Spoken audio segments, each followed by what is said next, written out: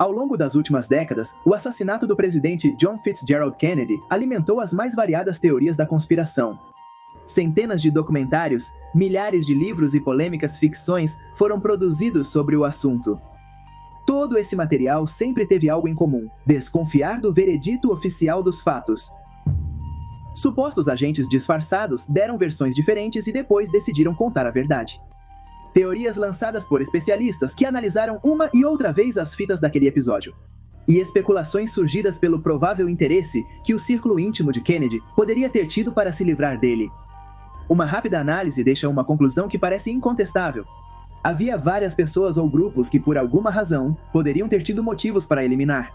Em 1963, a quem fosse o presidente mais jovem dos Estados Unidos. O sigilo no gerenciamento dos arquivos do caso não ajudou a sanar dúvidas. Talvez por isso o enigma continue tão atraente para muitos, que já havia assumido que a verdade estava destinada a permanecer oculta. No entanto, em março de 2025, uma notícia abalou o mundo e fez com que todo o interesse por este magnicídio ganhasse uma nova vitalidade. A gestão de Donald Trump, atual presidente da América do Norte, liberou mais de 3.500 arquivos da CIA relacionados ao incidente. Mas não nos adiantemos. O que se sabe no momento de toda essa informação? Há novas pistas que podem ajudar a desvendar o mistério, ou é tudo uma fachada, como sugerem alguns?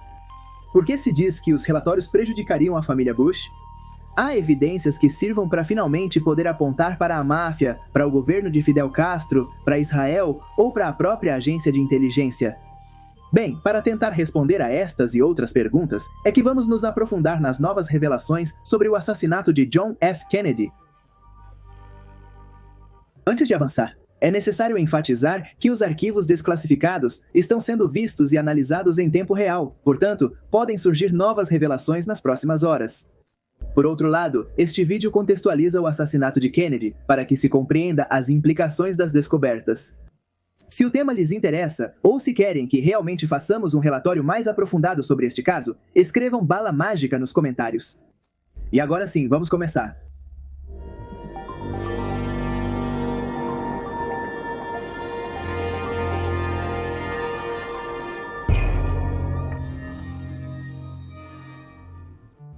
Vamos conhecer a versão oficial dos fatos. O 22 de novembro de 1963 é uma data que ficou gravada para sempre na idiosincrasia americana. Naquele dia, em Dallas, o 35º presidente daquelas terras passeava em uma caravana acenando de um Lincoln conversível para aqueles que se aproximaram para aclamá-lo. Sua ideia era fortalecer o bloco democrata, que havia tido alguns atritos internos e precisava de um reflexo de unidade. Por essa razão, John F. Kennedy e sua esposa, Jacqueline, haviam começado uma turnê que no dia anterior os havia levado a San Antonio. Em Houston e em Fort Worth, até o meio-dia, Dallas era conhecida como a maior cidade dos Estados Unidos sem conexão com o mar. O aeroporto internacional de Dallas-Fort Worth é o maior do estado, o segundo maior da América do Norte e o terceiro maior do mundo. Apesar disso, continua sendo um destino acessível para muitos turistas. A verdade é que desde meados da década de 60, aqueles que vão a Dallas fazem isso para visitar o local onde ocorreu um dos assassinatos mais emblemáticos da história moderna. Exatamente às 12h30 post-Meridian, o passeio presidencial pacífico, até aquele momento, foi interrompido por alguns estrondos que alguns consideraram pirotecnia ligada ao ato. Porém, o horror dominou a cena quando John F. Kennedy desabou no assento após uma série de sacudidas. O resto foi caos. Sua esposa foi para o banco traseiro do carro. Alguns dizem que para subir a capota do mesmo, outros dizem que ela fez isso para recuperar um fragmento do cérebro de seu marido. Houve gritos, correria, desespero.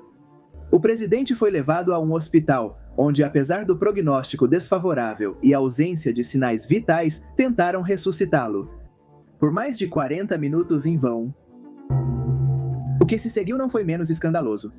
Alguns registros breves e o testemunho de alguns curiosos de plantão levaram a um jovem de 24 anos chamado Lee Harvey Oswald, que após assassinar um oficial, seria preso em um cinema. Em menos de uma hora após o atentado, a situação já mudava de direção. Oswald era um ex-fuzileiro naval que depois se tornou aliado à causa da União Soviética e do comunismo. Esses e outros dados foram rapidamente expostos pela mídia. A opinião popular encontrou sentido em tudo isso. A situação sociopolítica do mundo era tensa. A Guerra Fria ainda alimentava a paranoia dos blocos que disputavam o comando do mundo. E não fazia muito tempo. A crise dos mísseis, ou o que aconteceu em relação à Baía dos Porcos, fez com que os cidadãos temessem o pior. Voltaremos a isso em breve. De qualquer forma, Oswald se tornou uma figura crucial para os seguidores das notícias. As perguntas sobre ele, seu passado e seus contatos se acumulavam, mas ficariam sem resposta. E é que Oswald seria o protagonista de outro marco, o da primeira morte transmitida ao vivo no dia 24 de novembro. Por volta das 11 da manhã, enquanto era transferido da delegacia, ele seria atacado por Jack Ruby, dono de uma boate e personagem ligado à Lampa. Um único tiro de calibre 38 foi suficiente para acabar com Oswald e para catapultar todo o assunto para o terreno pantanoso das conspirações. Era muito difícil não ver que aquela morte era terrivelmente oportuna para que o caso pudesse ser encerrado sem muitas mais voltas. E foi exatamente o que aconteceu. O governo de Lyndon B. Johnson, sucessor de Kennedy, estabeleceu no ano seguinte a Comissão Warren para investigar o que havia acontecido. A conclusão desta comissão foi concisa. Oswald havia agido sozinho e disparado do 6º andar do Texas School Book Depository. Concluiu-se que Ruby também agiu por iniciativa própria, e sem mais pretexto que um impulso de patriotismo. O homem acabaria sendo condenado à prisão perpétua, mas morreria na prisão em 1967 por complicações de saúde que se mostraram tão suspeitas quanto tudo o que vinha acontecendo. Também é importante ressaltar que para que a ideia de um único atirador fizesse sentido, a comissão ficou famosa por elaborar uma teoria na qual se explicava que um dos projéteis disparados havia feito um percurso extremamente curioso e extravagante. Os céticos chamaram essa teoria de bala mágica e a subestimaram imediatamente. A opinião pública ficou mais indignada do que satisfeita e a desconfiança começou a se espalhar entre os cidadãos. No entanto, isso era apenas a ponta do iceberg. As outras teorias. O relatório Garrison, realizado em 1967 pelo promotor Jim Garrison, de Nova Orleans, foi um dos primeiros relatórios oficiais a listar as falhas cometidas pela comissão. Warren forneceu novas linhas de leitura que inspiraram o filme John F. Kennedy, de Oliver Stone, onde tudo o que foi sentenciado pela comissão era acusado de ficção. Warren ganhou 2 prêmios Oscar e foi indicada para outros 8, incluindo o prêmio de melhor filme. Garrison explicou em entrevistas que, segundo seus relatórios, o assassinato de Kennedy foi uma conspiração orquestrada pela CIA, que queria continuar com a Guerra Fria, e viam o presidente como alguém de espírito fraco. Em 1975, a Comissão Rockefeller, liderada pelo vice-presidente Nelson Rockefeller, tornou público pela primeira vez a visualização completa de uma fita caseira que se tornaria notória e seria amplamente divulgada. Estamos falando da famosa fita Zapruder, feita por um empresário de mesmo nome. Ela foi material de vital importância para o surgimento de novas e mais espetaculares teorias. Mencionou-se uma arma secreta da CIA, escondida em um guarda-chuva, e que, na verdade, um dos agentes do serviço secreto que dirigia o Lincoln conversível havia se virado e atirado. Até se falou de um atirador posicionado dentro de um bueiro. No mesmo ano, o Senado criou o Comitê Church, que após uma investigação laboriosa, determinou que a CIA era de fato culpada de ocultar informações relevantes. Em 1976, foi criado o Comitê Seleto do Congresso sobre Assassinatos, que revisou o caso, e concluiu que era viável falar de uma conspiração, mas que não havia provas contundentes para saber quem estava envolvido nela. Porém, o próprio comitê excluiu a participação do Federal Bureau of Investigation e da CIA. Também consideraram que não havia provas contra a União Soviética, nem contra o governo cubano. Sim, eles destacaram que havia possibilidades de que a máfia tivesse algo a ver. Isso era sustentado pela pressão que o próprio John F. Kennedy havia exercido sobre o Federal Bureau of Investigation para desestabilizar a AMPA, coisa que até aquele momento não havia acontecido. É muito conhecido o rumor de que Hoover, diretor do Federal Bureau of Investigation, não costumava perseguir os mafiosos porque eles o extorquiam com material que provaria sua homossexualidade. Ao remover John F. Kennedy esse véu de impunidade da máfia, sentindo-se traída, ela se encarregou de tirá-lo do mapa. Alguns sustentam que o crime organizado teria agido com o aval de Lyndon B. Johnson, o já mencionado vice-presidente de Kennedy. Também se mencionou um mafioso francês chamado Sarti. Disse que ele teria se posicionado, disfarçado com o uniforme da polícia de Dallas, em um monte de grama que dava de frente para a comitiva presidencial. Uma versão até mesmo assegurou que a moeda com a qual pagaram a Sarti pelo assassinato do presidente foi heroína, pois naquela época ele estava envolvido no tráfico dessa droga. Sartre teria ficado escondido por 2 semanas no México antes de ir para Montreal, de onde voou de volta para a França. Por outro lado, especulou-se sobre a presença de 2 cubanos anticastristas que trabalhavam como espiões americanos. Há registros de que ambos saíram do mesmo prédio em que Oswald esteve. Ambos os homens foram brutalmente assassinados alguns anos depois, quando as investigações sobre o ocorrido em 1966 se intensificavam. Para confundir ainda mais, em 1994, o militar americano James Files disse publicamente que ele havia sido o autor do tiro fatal contra Kennedy, disparando de um canteiro de plantas no Dealey Park. Confissão que ele reafirmou em 2003 e que também foi registrada no vídeo The Murder of John F. Kennedy Confession of a Killer. E vocês acham que é só isso? Claro que não. Há mais linhas que falam da família Rothschild como executora do presidente, em vingança porque este havia tentado tirar o monopólio deles da Reserva Federal. Curiosamente, todas as medidas que Kennedy havia tomado a respeito foram descartadas 24 horas após sua morte. Também se falou sobre a inteligência israelense, que teria se irritado com as pressões de John F. Kennedy contra seu programa nuclear secreto e pela simpatia deste com os árabes.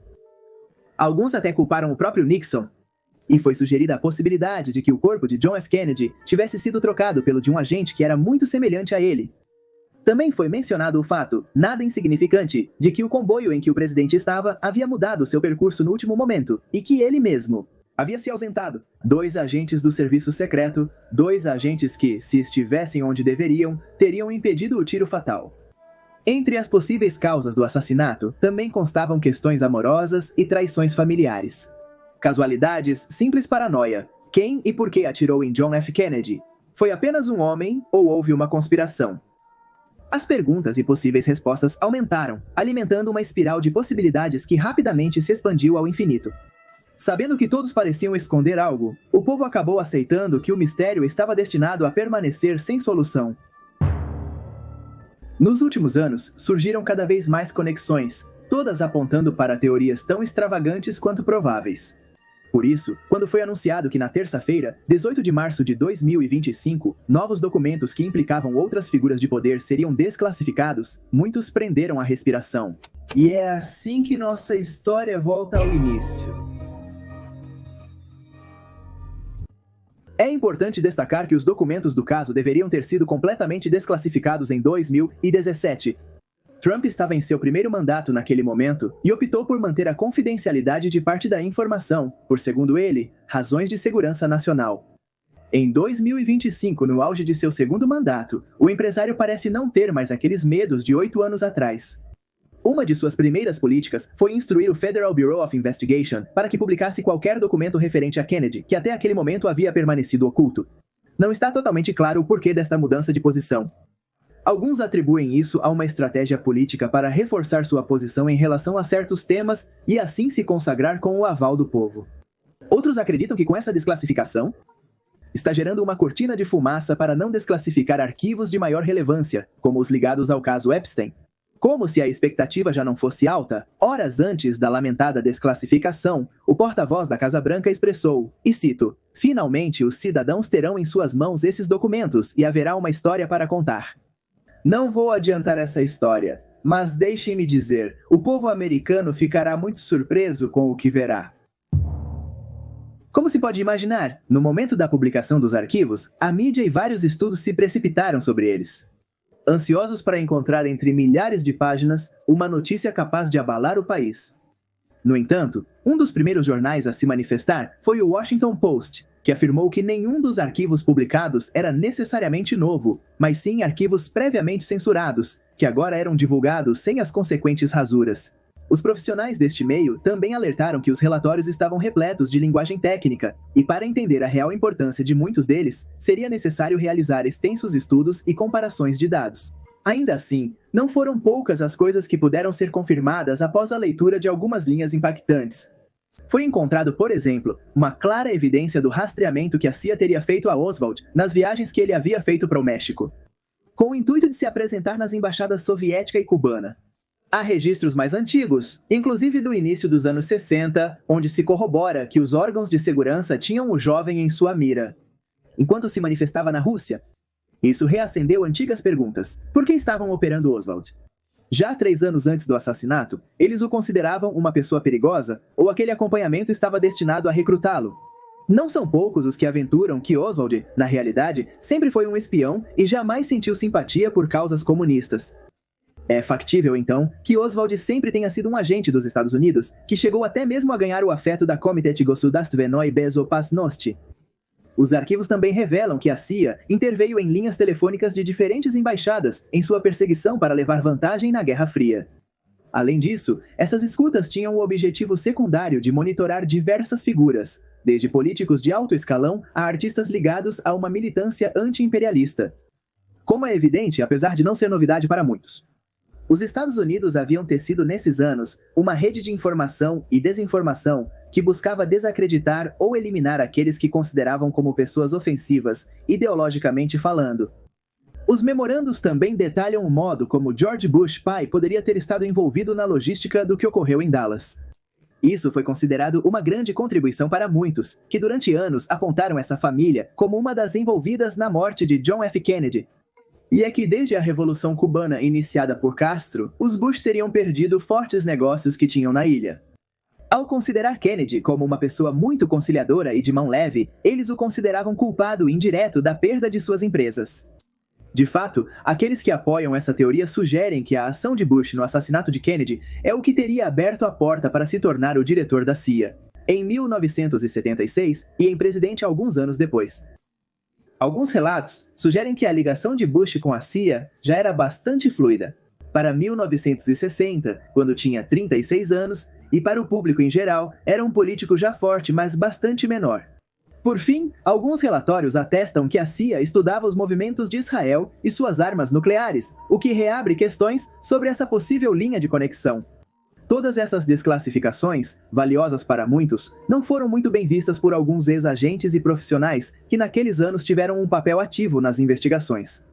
Isso significaria a abertura de novas e complexas tramas. Informações pessoais sensíveis, incluindo números de seguro social, foram reveladas nos documentos recentemente desclassificados. Joseph D. Genova, um ex-advogado de campanha do presidente Donald Trump, foi uma das vítimas. O homem afirmou que planeja processar os arquivos nacionais e a administração de documentos dos Estados Unidos da América por violar as leis de privacidade. Ele está preocupado com o roubo de identidade, pois suas informações pessoais estavam nos documentos do caso. Pelo seu trabalho em um comitê seletivo do Senado dos Estados Unidos da América, que investigou abusos de poder por funcionários do governo, na década de 1970, incluindo a vigilância de cidadãos americanos. Seu caso não foi o único. Várias pessoas que trabalharam em segredo para a agência de inteligência hoje se sentem vulneráveis e temem que essa desclassificação, na verdade, seja um modo encoberto de entregar seus dados a possíveis inimigos. Mas para quê? Até onde se estendem os tentáculos dessa trama de paranoia? A maioria dos arquivos nacionais relacionados ao assassinato, incluindo alguns que a agência não colocou online, estão disponíveis no site da fundação. Mary Farrell, nomeada em homenagem a uma secretária jurídica de Dallas que faleceu, tornou-se uma das primeiras investigadoras do assassinato. Jax Schultzberg, único neto de Kennedy e filho de Caroline Kennedy Schultzberg, foi severo contra o presidente e contra seu primo-irmão, Robert F. Kennedy Jr. Acusou ambos os homens de utilizar o assunto de John F. Kennedy por interesses políticos, e não por estarem comprometidos com a busca da verdade.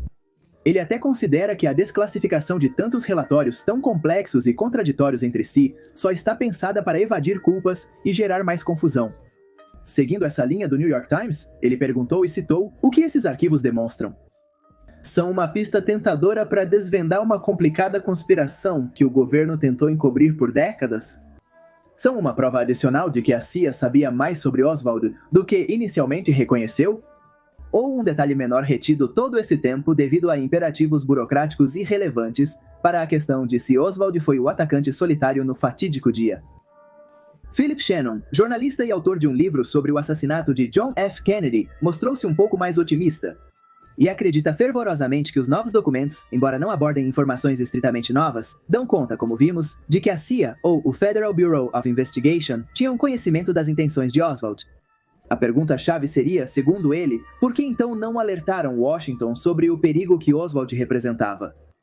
Fica claro, além disso, pelos relatórios traduzidos, que o governo americano tinha toda uma campanha para gerar um relato em torno do homicídio. Será que o assassinato de John F. Kennedy e outros eventos polêmicos subsequentes foram apenas uma ficção perpetuada?